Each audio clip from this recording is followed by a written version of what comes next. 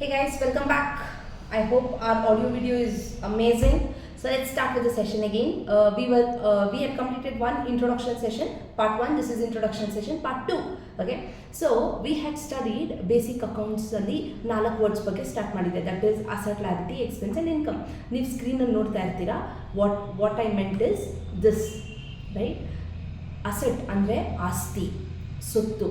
Okay, that we use it for our own use and it gives us benefit and it increases our earning capacity. Like ನಾನು machine ತೊಗೊಳೋದು ಯಾಕೆ, ನನ್ನ ಬಿಸ್ನೆಸ್ಸಲ್ಲಿ ದುಡಿಯೋದಕ್ಕೋಸ್ಕರ, ನನ್ನ earning ಕೆಪಾಸಿಟಿನ ಜಾಸ್ತಿ ಮಾಡೋದಕ್ಕೋಸ್ಕರ. ಸೊ ಬಿಸ್ನೆಸ್ ಪಾಯಿಂಟ್ ಆಫ್ ವ್ಯೂಯಿಂದ you have to think asset ಏನೇನಾಗಿರುತ್ತೆ. ಎಕ್ಸಾಂಪಲ್ಸ್ ನಾನು ಲಾಸ್ಟ್ ಕ್ಲಾಸಲ್ಲೂ ಡಿಸ್ಕಸ್ ಮಾಡಿದೆ. Again I am discussing here. Land and building, plant and machinery, furnitures and fixtures, vehicles, computer, mobile, goodwill. ನಮ್ಮದು ಇದೆಲ್ಲ ನಮ್ಮ ಸೊತ್ತಾಗಿರುತ್ತೆ. That's why we call it goodwill, reputation, has I discussed last class. ಅದು ನನಗೆ intangible assets ಆಗಿರುತ್ತೆ. ನಾವು when it comes to liability, ಹಂಗಂದರೆ ಹೊಣೆಗಾರಿಕೆ, ಜವಾಬ್ದಾರಿ, responsibilities. Okay, you are responsible to pay someone, you are liable to pay someone. Word liable ಇಂದನೇ liability ಅನ್ನೋ word derive ಆಗಿರೋದು. ಓಕೆ, ಲ್ಯಾಬಿಲಿಟಿಗೆ ಉದಾಹರಣೆ we have already seen this in the last session. Bank loan ತೊಗೊಂಡ್ಮೇಲೆ ಕೊಡಬೇಕು ವಾಪಸ್. So we are liable to pay to the bank. ಅದಕ್ಕೆ ಅದು ನಮ್ಗೆ ಲ್ಯಾಬಿಲಿಟಿ ಆಗಿರುತ್ತೆ.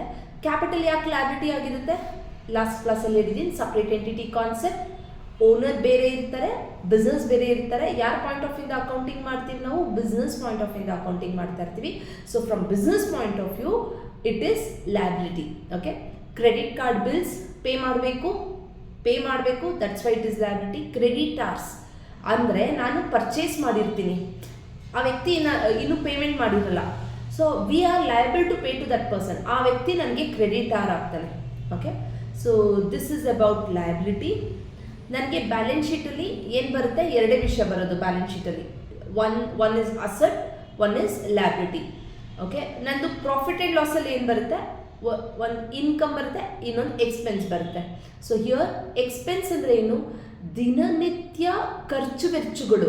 Like in your normal course of business ನಡೆಸ್ತಾ ಇರಬೇಕಾದ್ರೆ ರೆಗ್ಯುಲರ್ ರಿಪೀಟಿಂಗ್ ಎಕ್ಸ್ಪೆನ್ಸಸ್ ಅಥವಾ ರೆಕರಿಂಗ್ ಎಕ್ಸ್ಪೆನ್ಸಸ್. ಲೈಕ್ ಪ್ರತಿ ತಿಂಗಳು ಸ್ಯಾಲರೀಸ್ ಕೊಡ್ತಾ ಇರಬೇಕಾ, ರಿಪೀಟ್ ಆಗ್ತಾ ಇರುತ್ತಾ, and this is your normal course of business. ಈ ಎಕ್ಸ್ಪೆನ್ಸ್ ನೀವು ಇನ್ಕಮ್ ಆಗೇ ಆಗುತ್ತೆ. ಯು ಕ್ಯಾನ್ ನಾಟ್ ಬಿಸ್ನೆಸ್ ನಡೆಸಬೇಕಂದ್ರೆ this has to happen. Rented ಪ್ಲೇಸಲ್ಲಿ ಇದ್ದರೆ ರೆಂಟ್ ಪೇಮೆಂಟ್ ಮಾಡಬೇಕಾ, ಸೊ ಎವ್ರಿ ಮಂತ್ ರಿಪೀಟ್ ಆಗುತ್ತಾ, it's in your normal course of business. ಇವಾಗ ಫಾರ್ ಎಕ್ಸಾಂಪಲ್ ನಂದು ಬಟ್ಟೆ ಅಂಗಡಿ ಇರುತ್ತೆ, I buy clothes. Okay, so when I buy clothes, purchases ಇಲ್ಲಿ ಬರ್ದಿಲ್ಲ but I am writing it now. Purchases ನನಗೆ ಎಕ್ಸ್ಪೆನ್ಸ್ ಆಗುತ್ತೆ because it's in my normal course of business. Okay, electricity charges, telephone, advertisement expense, printing and stationery, ಇದೆಲ್ಲ ನನಗೆ ಬಿಸ್ನೆಸ್ಸಲ್ಲಿ use ಆಗುವಂಥದ್ದು business ನಡೆಸೋಕ್ಕೆ. So all this is called expenses.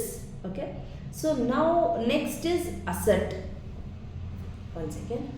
Yes, next is income, money earned in business ಅಲ್ಲಿ ನಮಗೇನು ದುಡ್ಡು ಬರುತ್ತೋ that is called income. For example, ನಾನು ಬಟ್ಟೆ ಅಂಗಡಿಯಲ್ಲಿ ಬಟ್ಟೆ ಸೇಲ್ ಮಾಡ್ತೀನಾ, whatever I make sales that is called sale of goods. Okay, ನಂದೇನಾದರೂ ರೆಂಡರಿಂಗ್ ಆಫ್ ಸರ್ವಿಸ್, ನಾವು I am auditor, right, I give service. So ನನಗೇನು ಇನ್ಕಮ್ ಬರುತ್ತೆ ಅದನ್ನು ನಾನು ಸರ್ವಿಸ್ ಅಂತ ಕನ್ಸಿಡರ್ ಮಾಡ್ತೀನಿ. So next is interest received, commission received, right.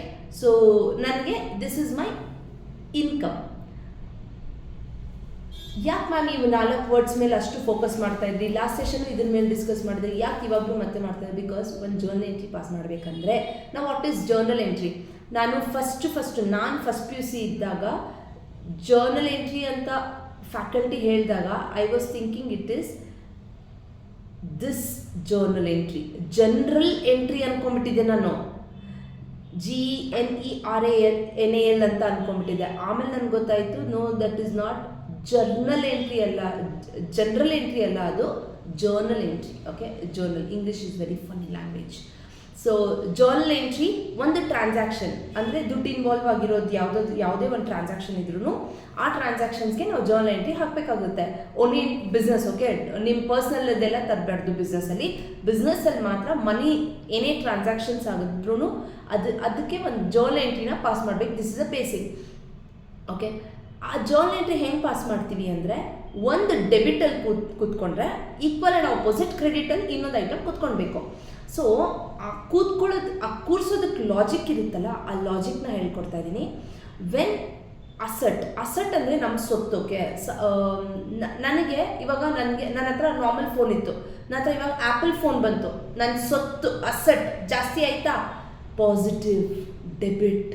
Okay, ಹಾಗೆ ನನ್ನ ಬ್ಯಾಂಕ್ ಬ್ಯಾಲೆನ್ಸ್ ಕಡಿಮೆ ಆಗಿರುತ್ತೆ ಅಥವಾ ಕ್ಯಾಶ್ ಕಡಿಮೆ ಆಗಿರುತ್ತೆ, ಹಂಗಂದರೆ asset decrease, negative credit. Okay, ನನ್ನ ಸೊತ್ತು ಯಾವುದೇ ಆಗಿರ್ಬೋದು, ಎಕ್ಸಾಂಪಲ್ ನಾನು ಫೋನ್ ತೊಗೊಂಡ್ರೆ ಏನೇ ಒಂದು ಸೊತ್ತು ಅಂತ ತೊಗೊಳ್ಳಿ, ನನಗೆ ಅಸೆಟ್ ಇನ್ಕ್ರೀಸ್ ಆದರೆ ಡೆಬಿಟ್, ಅಸೆಟ್ ಡಿಕ್ರೀಸ್ ಆದರೆ ಕ್ರೆಡಿಟ್. ಅಸೆಟ್ ಅಂದ್ರೇ ಸೊತ್ತಲ್ವಾ, ಸೊತ್ತಂದರೆ ಸಮಥಿಂಗ್ ಪಾಸಿಟಿವ್. ಓಕೆ, ಆಸ್ತಿ ಜಾಸ್ತಿ ಆಗ್ತಾ ಇದೆ ಅಂದರೆ ಪಾಸಿಟಿವ್ ಡೆಬಿಟ್, ಕಡಿಮೆ ಆಗ್ತಾ ಇದೆ ಅಂದರೆ ಕ್ರೆಡಿಟ್. ಓಕೆ, ಲ್ಯಾಬಿಲಿಟಿ ಹೊಣೆಗಾರಿಕೆ, ಜವಾಬ್ದಾರಿಗಳು ಜಾಸ್ತಿ ಆದರೆ ನೆಗೆಟಿವ್ ಅಲ್ವಾ. ಸೊ ಜವಾಬ್ದಾರಿ, ಲ್ಯಾಬಿಲಿಟಿ ಇನ್ಕ್ರೀಸ್ ಆದರೆ ಕ್ರೆಡಿಟ್, ಲ್ಯಾಬಿಲಿಟಿ ಡಿಕ್ರೀಸ್ ಆದರೆ ಜವಾಬ್ದಾರಿಗಳು, ರೆಸ್ಪಾನ್ಸಿಬಿಲಿಟಿ, ಲ್ಯಾಬಿಲಿಟಿ ಕಡಿಮೆ ಆದರೆ ಡೆಬಿಟ್. ಮ್ಯಾಮ್ ಹೇಳ್ತಾ ಇದ್ದೀರಾ? This is a logic based on which you pass the journal entry. ರುಕೋ ಜರಾ ಸಬರ್ ಕರೋ, I'll teach you next. Okay, ನಾವು ಇನ್ಕಮ್ ಆ್ಯಂಡ್ ಎಕ್ಸ್ಪೆನ್ಸ್.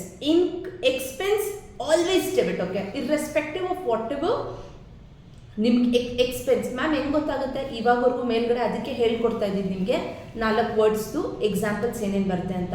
ಈ ಕ್ಯಾಟಗರೈಸ್ ಮಾಡೋಕ್ಕೆ ನೀವು ಮತ್ತೆ ಬೇಕಾದರೆ ವೀಡಿಯೋಸ್ ಒಂದು 2-3 ಸಲ ಆದರೂ ನೋಡಿ. Because only if you know this you can crack any journal entry anywhere. Okay, without my help ನೀವೇ ಜರ್ನಲ್ ಎಂಟ್ರಿ ಪಾಸ್ ಮಾಡ್ಬೋದು. Asset, liability, expense, income. Asset ಜಾಸ್ತಿ ಆದರೆ, ನನ್ನ ಸೊತ್ತು ಜಾಸ್ತಿ ಆದರೆ ಪಾಸಿಟಿವ್ ಡೆಬಿಟ್. ಅಸೆಟ್ ಕಡಿಮೆ ಆಯಿತು ಅಂದರೆ, ನನ್ನ ಸೊತ್ತು ಕಡಿಮೆ ಆಗ್ತಾ ಇದೆ ಅಂದರೆ ನೆಗೆಟಿವ್ ಕ್ರೆಡಿಟ್. ಓಕೆ, ಲ್ಯಾಬಿಲಿಟಿ ಹೊಣೆಗಾರಿಕೆ ಜಾಸ್ತಿ ಆಗ್ತಾ ಇದೆ, ಕ್ರೆಡಿಟ್. ಲ್ಯಾಬಿಲಿಟಿ ಕಡಿಮೆ ಆಗ್ತಾ ಇದೆ, debit. Expenses always debit, income always credit. ಇಷ್ಟೇ ಲಾಜಿಕ್. ಈ ಲಾಜಿಕ್ ಬೇಸಿಸ್ ಮೇಲೆ ನಾನು ಸರ್ಟನ್ ಎಕ್ಸಾಂಪಲ್ಸ್ ಮಾಡ್ತೀನಿ, ನಿಮ್ಗೆ ಐಡಿಯಾ ಬರುತ್ತೆ. ಇವಾಗ ನೋಡಿ, ಇಲ್ಲಿ ಒಂದು ಎಕ್ಸಾಂಪಲ್ ತೊಗೊಂಡಿದ್ದೀನಿ. ಈ ಥರ ಒಂದು ಜರ್ನಲ್ ಎಂಟ್ರಿ, ಒಂದು ಟ್ರಾನ್ಸಾಕ್ಷನ್, ಸ್ಯಾಲ್ರಿ ಪೇಯ್ಡ್ 10,000 ಅಂತ ಇದೆ. ಓಕೆನಾ, ಇದಕ್ಕೆ ಜರ್ನಲ್ ಎಂಟ್ರಿ ಏನಾಗ್ತೀವಿ? ಪೇಯ್ಡ್ ವರ್ಡ್ ಇದೆಯಾ? ದುಡ್ಡು ಹೋಯ್ತಾ? ಕ್ಯಾಶ್, ನಿಮ್ಮ ಅಸೆಟ್ ತಾನೆ. ಸೊತ್ತು ಕಡಿಮೆ ಆಗ್ತಾ ಇದೆ, ಅಸೆಟ್ ಡಿಕ್ರೀಸ್ ಆಗ್ತಾ ಇದೆ. ದಟ್ಸ್ ವೈ ಅದನ್ನು ಕ್ರೆಡಿಟ್ಗೆ ಹಾಕ್ತೆ. ಸ್ಯಾಲ್ರಿ ನನಗೆ ಎಕ್ಸ್ಪೆನ್ಸ್ ತಾನೆ, ಮೇಲ್ಗಡೆ ಜಸ್ಟ್ ಇವಾಗ ಹೇಳ್ಕೊಟ್ಟೆ ಎಕ್ಸ್ಪೆನ್ಸಸ್ ಯಾವಾಗಲೂ ಡೆಬಿಟ್ ಮಾಡಬೇಕು ಅಂತ. ಅದೇ ಕಾನ್ಸೆಪ್ಟ್ ಮೇಲೆ ಸ್ಯಾಲ್ರಿನ ಡೆಬಿಟಲ್ಲಿ ಕೂರಿಸಿದ್ದೀನಿ. ಸೊ ನನ್ನ ಜರ್ನಲ್ ಎಂಟ್ರಿ ಏನಾಯಿತು? Salary account debit to cash. ಈ ಜರ್ನಲ್ ಎಂಟ್ರಿ ಫ್ರೇಮ್ ಮಾಡೋದಕ್ಕೋಸ್ಕರನೇ ಈ ಲಾಜಿಕಲ್ ಪಾಯಿಂಟ್ಸ್ನ ನಿಮಗೆ ಹೇಳ್ಕೊಟ್ಟಿದ್ದು ನಾನು. ಈ ಲಾಜಿಕಲ್, ಈ ಜರ್ನಲ್ ಎಂಟ್ರಿಯಲ್ಲಿ ಯಾವ್ದು ಡೆಬಿಟಲ್ಲಿ ಕೂರಿಸ್ಬೇಕು, ಯಾವ್ದು ಕ್ರೆಡಿಟಲ್ಲಿ ಕೂರಿಸ್ಬೇಕು ಅನ್ನೋದಕ್ಕೆ ಈ ಲಾಜಿಕ್ ಯೂಸ್ ಮಾಡಿ. ಈ ಲಾಜಿಕ್ ಯೂಸ್ ಮಾಡಿಕೊಂಡ್ರೆ you will be able to pass the journal entry. Next one, purchase goods for cash. ಮತ್ತೆ ಪರ್ಚೇಸ್ ಮಾಡಿದ್ದೀನಿ, ಕ್ಯಾಶ್ ಕೊಟ್ಟಿದ್ದೀನಿ, ಕರೆಕ್ಟಾ? ದುಡ್ಡು ಹೋಗಿದೆಯಾ? ಸೊ ದುಡ್ಡು ಹೋಯಿತು, ಅಸೆಟ್ ಡಿಕ್ರೀಸ್ ಆಗ್ತಾ ಇದೆ, ಅದಕ್ಕೆ ನಾನು ಕ್ಯಾಶ್ನ ಕ್ರೆಡಿಟಲ್ಲಿ ಕೂರಿಸ್ದೆ.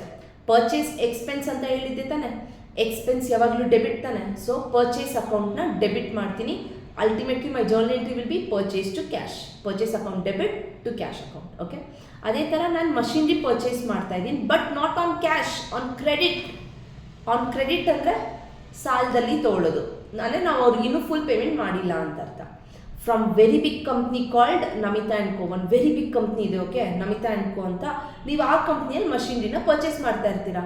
ನೀವು ಮಷಿನ್ರಿ ಪರ್ಚೇಸ್ ಮಾಡಿದಾಗ ಮಷಿನ್ ನಿಮಗೆ ನಿಮ್ಮ ಪ್ರಿಮೈಸಸ್ ಬಿಸ್ನೆಸ್ ಪಾಯಿಂಟ್ ಆಫ್ ಇಂದ ನಿಮಗೆ ಮಷಿನ್ ಬಂತಾ? ಸೊ ನಿಮಗೆ ಒಂದು ಕಡೆ ಏನಾಯಿತು? ಅಸೆಟ್ ಇನ್ಕ್ರೀಸ್ ಆಗ್ತಾ ಇದೆ. ಅದಕ್ಕೆ ನೀವೇನು ಮಾಡ್ತೀರಾ? ಮಷಿನ್ರಿ ಅಕೌಂಟ್ನ ಡೆಬಿಟ್ ಮಾಡ್ತೀರಾ. ಆ ಕಡೆ ನೀವು ಇನ್ನೂ ದುಡ್ಡು ಕೊಟ್ಟಿಲ್ಲ ಟು ಕ್ಯಾಶ್ ಬರೆಯೋದಕ್ಕೆ. You are liable to pay. ನಿಮ್ಗೆ ಏನಾಗ್ತಾ ಇದೆ? ನಮಿತಾ ಆ್ಯಂಡ್ ಕೋ ಅನ್ನೋ ಲಯಬಿಲಿಟಿ ಇನ್ಕ್ರೀಸ್ ಆಗ್ತಾ ಇದೆ. She will be ultimately your creditor, right?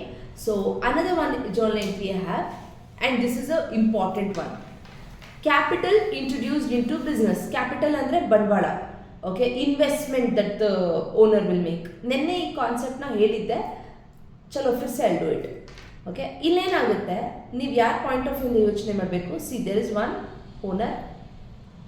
Okay, he invested into the business Reliance, RIL. Okay, Reliance Industries Limited. So when owner invested into the business, ಯಾರ್ point investment ಹೌದು, owner point of ಇಂದ ಅದು investment. But are we doing accounting from owner point of view? ನಹಿ, we are doing accounting from business point of view. So business point of view ಅಲ್ಲಿ ಏನಾಗ್ತಾ ಇದೆ, business point of view ಇಂದ money is coming in and we are liable to pay owner. ಕರೆಕ್ಟಾ? ಇದೇ concept ಇಲ್ಲೂ ದುಡ್ಡು ಬರ್ತಾ ಇದೆ, ಅದಕ್ಕೆ ಕ್ಯಾಶ್ನ ಡೆಬಿಟ್ ಮಾಡ್ತೀನಿ. ಕ್ಯಾಪಿಟಲ್ ಹೊಣೆಗಾರಿಕೆ, ಲಯಬಿಲಿಟಿ ಜಾಸ್ತಿ ಆಯಿತು. ಯಾವಾಗಲೂ ಸ್ಟೂಡೆಂಟ್ಸ್ ಇಲ್ಲೇ ಕನ್ಫ್ಯೂಸ್ ಆಗ್ತಾರೆ, ಮ್ಯಾಮ್ ಕ್ಯಾಪಿಟಲ್ ಯಾಕೆ ಕ್ರೆಡಿಟಲ್ಲಿ ಕೂತ್ಕೊಳ್ತೀವಿ? Capital is a liability from business point of view. ನೀವು ಅಕೌಂಟಿಂಗ್ ಮಾಡೋದು ಬಿಸ್ನೆಸ್ ಪಾಯಿಂಟ್ ಆಫ್ ವ್ಯೂಯಿಂದ. So if you think from business, ಕೊಟ್ಟಿರೋ ದುಡ್ಡು ಬಂಡವಾಳ ವಾಪಸ್ ಕೊಡಬೇಕಲ್ವ ಓನರ್ಗೆ. So that's why it is. So these are some of the basics on like journal entry pass ಮಾಡೋದಕ್ಕೆ. ನಾವು next video I am stopping the video here. Next video I am starting with share capital. Okay, accounting for share capital. Thank you so much. Bye bye.